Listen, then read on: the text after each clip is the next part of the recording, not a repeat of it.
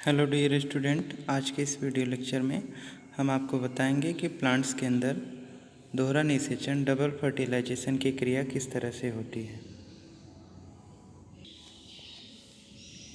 जैसा कि आप देख पा रहे हैं कि जो डबल फर्टिलाइजेशन की क्रिया द्विनिषेचन की क्रिया होती है, उसमें खास रूप से होता क्या है कि प्लांट्स में दो नर युग्मक जो होते हैं वो अंडाशय के अंदर जो एग सेल होती है और जो पोलर न्यूक्लियाई सेल होती है, दोनों के साथ फ्यूज करते हैं। तो इसमें क्या होता है, एक सहायक कोशिका में जब वो प्रवेश करते हैं तो पराग नलिका के द्वारा, तो इसमें दो नर युग्मक अलग हो जाते हैं और इसमें एक नर युग्मक क्या करता है, अंड कोशिका की ओर गति करता है, जबकि दूसरा क्या करेगा, केंद्रक की तरफ गति करेगा।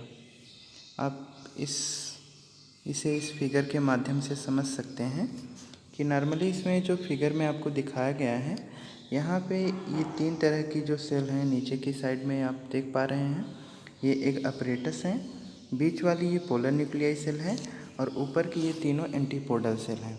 तो यहाँ पे नॉर्मली होता क्या है कि जो पहला न्यूक्लियाई होगा, मेल गैमीट होगा, वो इसके साथ फ्यूज करेगा, जबकि जो दूसरा मेल गैमीट होगा वो इसके साथ फ्यूज करेगा। तो नॉर्मली इसमें होता क्या है कि यहाँ पे 2n वाली कंडीशन होती है और यहाँ पर 3n वाली कंडीशन होती है। तो फ्यूजन की क्रिया दो बार होती है, इसी वजह से ऐसी स्थिति को डबल फर्टिलाइजेशन कहते हैं। और ये जो डबल फर्टिलाइजेशन वाली प्रक्रिया होती है, ये खास रूप से एंजियोस्पर्मिक प्लांट के अंदर ही होती है। फिर उसके बाद होता क्या है कि ये जो यहाँ पे फ्यूजन की क्रिया होती है एग अपरेटस के साथ, तो इसमें खास रूप से एक सेल मेल गैमीट के साथ फ्यूज करके डिप्लॉयड जाइगोट का फॉर्मेशन कर लेती है। तो जो डिप्लॉयड जाइगोट का फॉर्मेशन होता है, तो इसमें एंटीपोडल सेल यहाँ पे इस फिगर में दर्शाया गया है जाइगोट को। तो यहाँ पे जो एंटीपोडल सेल हैं, एंटीपोडल सेल ये तीनों सेल हैं और ये वाला कंडीशन एग अपरेटस वाला है। तो एग अपरेटस वाली जो कंडीशन है, तो यहाँ पे नॉर्मली जो जाइगोट का फ्यूजन हुआ, जाइगोट का जो फॉर्मेशन हुआ, वो क्या बनाएगा, सीड का फॉर्मेशन कर लेगा। और यहाँ पे ये वाली जो कंडीशन होगी, जो ट्रिप्लॉयड कंडीशन है, 3n वाली कंडीशन है, ये क्या बनाएगा, भ्रूणपोष बनाएगा। बाद में ये क्या करेंगे, युग्मनज ऐसे डेवलप होते होते इस तरह से एक पूरे के पूरे परिपक्व बीज का निर्माण करना शुरू करेंगे। तो इसमें आप देख रहे हैं कि बीज पत्र बन रहा है, जिसे हम कॉटिलेडॉन्स कहते हैं। और इसी पे बेस्ड होते हैं कि जो सीड होते हैं वो मोनोकाटिलिडॉन होंगे कि डाइकाटिलिडॉन होंगे, एक बीजपत्री होंगे अथवा द्विबीजपत्री होंगे। अब निषेचन की क्रिया जब हो जाती है तो उसके पश्चात कौन कौन सी घटनाएं होती हैं। तो निषेचन के पश्चात नॉर्मली क्या होगा कि जब फर्टिलाइजेशन की क्रिया हो जाएगी तो जो डिप्लॉयड जाइगोट होगा, 2n वाला जाइगोट होगा, वो सीड का फॉर्मेशन करने लगेगा, जबकि जो ट्रिप्लॉयड जाइगोट होगा, 3n वाला जाइगोट होगा, वो क्या बनाएगा, भ्रूणपोष का निर्माण करना स्टार्ट करेगा। तो भ्रूणपोष और सीड का फॉर्मेशन कब होगा, जब निषेचन की क्रिया कंप्लीट हो चुकी होगी उसके बाद। तो यहाँ पे जैसा कि आप देख पा रहे हैं कि भ्रूणपोष जो होगा वो इस तरह से विकसित होगा। यहाँ पे फिगर में आपको दर्शाया गया है। फिगर में आप देख पा रहे हैं कि जो भ्रूणपोष का विकास होता है वो खास रूप से क्यों होता है। तो इसमें प्राथमिक भ्रूणपोष कोशिका जो होती है वो बार बार विभाजित होने लगती है। तो जो प्राइमरी सेल होगी एंडोस्पर्म की, वो कई बार विभाजित करना स्टार्ट करेगी, जो कि ट्रिप्लॉयड कंडीशन में होगी। और इन कोशिकाओं में जो संरक्षित खाद्य पदार्थ होगा वो पूरी तरह से विकसित होकर एक विकासशील भ्रूण का निर्माण कर लेगा। तो जो विकासशील भ्रूण होगा वही बाद में क्या करेगा कि पूरे के पूरे भ्रूणपोष के विकास के लिए जिम्मेदार होगा। अब इसमें नॉर्मली क्या होता है कि कोशिका का जो न्यूक्लियाई होता है, जो 3n वाली कंडीशन होती है, उसी से पूरे के पूरे भ्रूणपोष का फॉर्मेशन हो जाता है। तो आप यहाँ पे देख पा रहे हैं कि जो बीज का फॉर्मेशन होता है, जो तो बीज के परिपक्व होने से भ्रूणपोष जो होते हैं पूरी तरह से जब तक बीज परिपक्व नहीं हो जाता है, विकसित नहीं हो जाता है, तब तक भ्रूणपोष का विकास चलता रहता है। एग्जाम्पल के तौर पे जैसे आप मटर, मूंगफली और सेम में देख सकते हैं। इसी तरह से कुछ अरंडी और नारियल के बीज आप देख सकते हैं। बाकी अब यहाँ पे आप देखिए कि ये वाली जो कंडीशन आपको दिख रही है, यहाँ पे ये जो आपको फिगर दिखाया गया है ये मोनोकाटिलिडन वाली कंडीशन का फिगर दिखाया गया है, जबकि यहाँ पे ये वाला जो कंडीशन है इस फिगर में आपको डाइकाटिलिडन कंडीशन दिखाई गई है। तो यहाँ पे एक कॉटिलिडन ये हुआ और दूसरा कॉटिलिडन ये हुआ। तो इस तरह से ये डाइकाट बीज होगा, जबकि ये जो सेकंड वाली कंडीशन आपको दिख रही है ये मोनोकाट होगा, अर्थात इसमें एक बीज पत्र बनेगा और जो पहले का फिगर ये वाला दिख रहा है आपको फिगर, इसमें दो बीज पत्रों का निर्माण होगा। इस तरह से ये डाइकाट वाली कंडीशन हुई और ये जो नीचे का फिगर है इसमें मोनोकाट वाली कंडीशन का बीज पत्र बनेगा। तो अब इसमें हम देखेंगे कि जो भ्रूण होता है एम्ब्रियो होगा उसका विकास किस तरह से होगा। तो भ्रूणकोश का जो पुटी बीजांडद्वारी सिरे होते हैं वहाँ पर विकसित होता है और ये युग्मनज से विकसित होता है खास रूप से। और ऐसी कंडीशन कब होती है, अनुकूल जब परिस्थिति होती है उसी टाइम पे होती है। तो भ्रूण का विकास ही भ्रूणोद्भव कहलाता है। तो जब भ्रूण का विकास होगा तो वही क्या कहलाएगा, भ्रूणोद्भव, उसी को कहेंगे। युग्मनज की जो प्राथमिक अवस्था होती है ये गोलाकार, हृदयाकार तथा परिपक्व बीज के आधार पर पूरी तरह से डिसाइड की जाती है। अब यहाँ पे हम देखेंगे कि जो एक बीजपत्री भ्रूण होगा उसमें केवल एक बीजपत्र होंगे और बाद में ये जब पूरी तरह से विकसित होने लगेगा तो विकसित होकर ये मूलगोप, रूट कैप का फॉर्मेशन और मूलांत सिरा का फॉर्मेशन भी करेगा जो कि बेलनाकार होगी। इसी तरह से जब ये पूरी तरह से विकसित हो जाएंगे तो एस्कुलेटम का फॉर्मेशन करेंगे, बाद में मूलांकुर चोल का फॉर्मेशन करेंगे, प्रांकुर चोल बनाएंगे। इस तरह से इनका पूरी तरह से फॉर्मेशन होता रहता है। अब यहाँ पे जो आपको बीज वाली कंडीशन दिख रही है तो मैंने आपको बताया कि जो आवृत बीजी पौधे होते हैं उनमें खास करके जो कंडीशन होती है आवृत बीजी पौधों के अंदर, तो आवृत बीजी पौधे लैंगिक जनन का अंतिम परिणाम होते हैं और जिसमें बीज का निर्माण होता है। अब ये बीज क्या होता है, निषेचित होने के पश्चात ये फल के अंदर विकसित होता है जो कि गैर एल्ब्यूमिनस और एल्ब्यूमिनस रहित हो सकता है। तो एल्ब्यूमिन एक तरह की प्रोटीन होती है जो कि बीजों में पाई भी जा सकती है और नहीं भी हो सकती है। एग्जाम्पल के तौर पे जैसे आप मटर और मूंगफली की बात करें, इसी तरह से जैसे हम गेहूँ, मक्का, बाजरा, अरंड की बात करें तो इनमें जो कंडीशन आपको दिखती है एल्ब्यूमिनस और नॉन एल्ब्यूमिनस वाली कंडीशन आपको देखने को मिलेगी। अब बीजांड अंडाशय तथा अध्यावरण के ऊपर एक संरचनात्मक इसमें अध्यावरण जो इंटुगमेंट होगा वो अंडाशय अर्थात बीजांड के ऊपर का एक कवरिंग लेयर होगी, प्रोटेक्टिव लेयर होगी जो पूरी तरह से अंडाशय को प्रोटेक्ट करेगी अर्थात संरक्षित करने का काम करती है।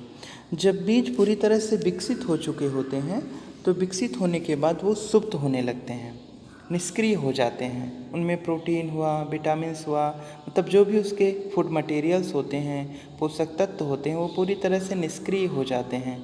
उनमें जो वाटर की कैपेसिटी होती है वो भी थोड़ी थोड़ी कम होने लगती है। ऐसी स्थिति में बीज पूरी तरह से निष्क्रिय हो जाते हैं और ऐसी कंडीशन को हम लोग प्रसुप्ति कहते हैं, अर्थात बीज पूरी तरह से निष्क्रिय रहेगा। जब फिर से उसे हम फेवरेबल कंडीशन उपलब्ध कराएंगे, कहीं पे नमी वाले वातावरण में रखेंगे तो पुनः वो क्या करेगा, ह्यूमिडिटी को, वाटर को एब्जॉर्ब करेगा और उसके जो एंजाइम होंगे, प्रोटीन्स होंगे, वो फिर से एक्टिवेट होंगे और उनमें जर्मिनेशन की क्रिया स्टार्ट होती है। अभी हम यहाँ फिगर में देख पा रहे हैं कि इसमें हमें बीज पत्रों को दिखाया गया है। ये बीजांड द्वार वाला कंडीशन है जिसके द्वारा माइक्रोपाइल जिसे हम बोलते हैं, इसी के द्वारा जो पॉलन ट्यूब होती है इंटर करती है। ये पूरा का पूरा स्ट्रक्चर आपको दिख रहा है। यहाँ पे इस तरह से ये डेवलपमेंट है, तो इसमें किस तरह से टोटल डेवलपमेंट होता है ये फिगर में आपको दर्शाया गया है। यहाँ जो कंडीशन है ये जैसा कि आप देख पा रहे हैं, सेब की जो कंडीशन है इसमें किस तरह से, तो इसे हम सेब को क्या बोलते हैं, फॉल्स फ्रूट बोलते हैं। तो इसमें ये वाली जो कंडीशन है इसमें टोटल पुष्पासन और मध्य फल भित्ति, अंतर फल भित्ति, ये सारा चीज़ आपको इसमें क्लियर दिख रहा है। अब इसमें क्या होगा कि फल भित्ति का जो निर्माण होता है, खास रूप से जो फल भित्ति बनती है, तो जैसे जैसे बीजांड परिपक्व होकर बीज बनते हैं, अंडाशय एक फल के रूप में विकसित हो जाता है। बीजांड का बीज के रूप में तथा अंडाशय का फल के रूप में रूपांतरण साथ साथ चलता रहता है। अंडाशय की जो दीवार होती है वो फल की दीवार अर्थात छिलके के रूप में विकसित हो जाती है और जिसे हम क्या बोलते हैं, फल भित्ति कहेंगे। फल जैसे कि अमरूद हुआ, आम हुआ, संतरा हुआ आदि जो होते हैं ये गूदेदार फल होते हैं तथा मूंगफली, सरसों आदि की जो बीज होंगे या फल होंगे वो शुष्क होते हैं। बहुत सारे फलों में अनेक बीजों के परिक्षेपण हेतु विविध क्रियाविधियाँ विकसित की गई हैं। आप फलों के वर्गीकरण एवं उनके परिक्षेपण क्रियाओं को याद कर सकते हैं। यहाँ पे आपको कुछ फलों के विषय में, जैसे मैंने आपको बताया, अधिकतर जो पादप होते हैं उनमें जो अंडाशय होता है वो फल में विकसित हो जाता है। इसके अतिरिक्त पुष्पीय अंश अपहरासित एवं झड़ जाते हैं। कुछ ऐसे भी होते हैं जो विकसित नहीं हो पाते हैं, जैसे कि सेब हुआ, स्ट्रॉबेरी हुआ, अखरोट हुआ। इनमें फल की रचना में पुष्पासन भी महत्वपूर्ण भागीदारी निभाता है और इस प्रकार के फल को मिथ्या फल या फिर आभासी फल कह देंगे, फॉल्स फ्रूट कहेंगे। अधिकतर जो फल होते हैं वो अंडाशय के अंदर विकसित होते हैं। जब ये अंडाशय के अंदर विकसित होंगे तो ऐसी कंडीशन में इन्हें यथार्थ अर्थात वास्तविक फल कहेंगे, ट्रू फ्रूट कहेंगे। यद्यपि अधिकतर प्रजाति में फल निषेचन का परिणाम होते हैं, परंतु कुछ ऐसी प्रजातियां भी होती हैं जिनमें निषेचन के बिना ही फल विकसित हो जाता है और ऐसी कंडीशन जो होती है अनिषेक जनित फल कहलाती है, या ऐसे फल जो होते हैं वो अनिषेक जनित फल कहलाते हैं जिनमें फर्टिलाइजेशन के बिना ही फ्रूट का फॉर्मेशन हो जाता है। अब यहाँ पे आप देख पा रहे हैं कि कुछ, जैसा कि एक प्राचीन बीज ल्यूपाइन है, ल्यूपस आर्कटिस है। इसमें ये क्या है कि ये जो नॉर्मली ये कंडीशन है ल्यूपिस आर्कटिस की, इसे आर्केड टुंड्रा खनित किया गया है, मतलब आर्केड टुंड्रा एरिया से इसे निकाला जाता है और इसका जो डेवलपमेंट होता है वो जो अनुमानित रिकॉर्ड है ये लगभग 10,000 वर्ष की प्रसुप्ति के बाद ये विकसित होते हैं। मतलब 10,000 वर्षों तक ये निष्क्रिय रहते हैं, उसके बाद ये अंकुरित होकर फूल और फल के रूप में विकसित होने का कार्य करते हैं। इसी तरह से हाल ही में एक और खोज हुई है जिसमें फाइनिक्स डैक्टिफोरा के विषय में देखा गया है, जो कि लगभग 2000 वर्ष पुराने खजूर के जीवन काल से संबंधित है और ये खास रूप से मृत सागर के पास किंग हेराल्ड के महल की पुरातात्विक खुदाई के दौरान प्राप्त किया गया फल है। यहाँ पे अभी हम देखेंगे कि जो अंडाशय होते हैं, अंडाशय में कितने बीजांड उपस्थित होते हैं। तो ऐसे अंडाशय ज़्यादातर तो उनमें एक ही बीजांड उपस्थित होता है, लेकिन कभी कभी कंडीशन ऐसी होती है कि एक से ज़्यादा भी उनमें बीजांड उपस्थित हो सकते हैं। अभी हम देखेंगे कि जो कंडीशन हमें देखने को मिलती है कि कुछ ऐसे पादप भी होते हैं जिनके फलों में बहुत भारी संख्या में बीज मौजूद होते हैं। इस प्रकार की श्रेणी में आर्किड फल आते हैं और प्रत्येक फल में लगभग 1000 छोटे बीज समाहित होते हैं। इसी प्रकार के मामले कुछ परजीवी प्रजाति के फल जैसे कि ओरोबैंकी तथा स्ट्राइगा में देखने को मिलते हैं। आपने फाइकस अंजीर का लघु या सूक्ष्म बीज देखा होगा। एक छोटे से अंजीर फाइकस के बीज से कितना विशाल पादप तैयार हो जाता है। प्रत्येक अंजीर का पौधा कितने लाख बीज पैदा कर सकता है, ये सोचने की बात है, आप कल्पना कर सकते हैं।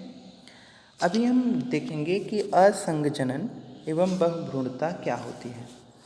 तो असंगजनन का मतलब क्या होता है।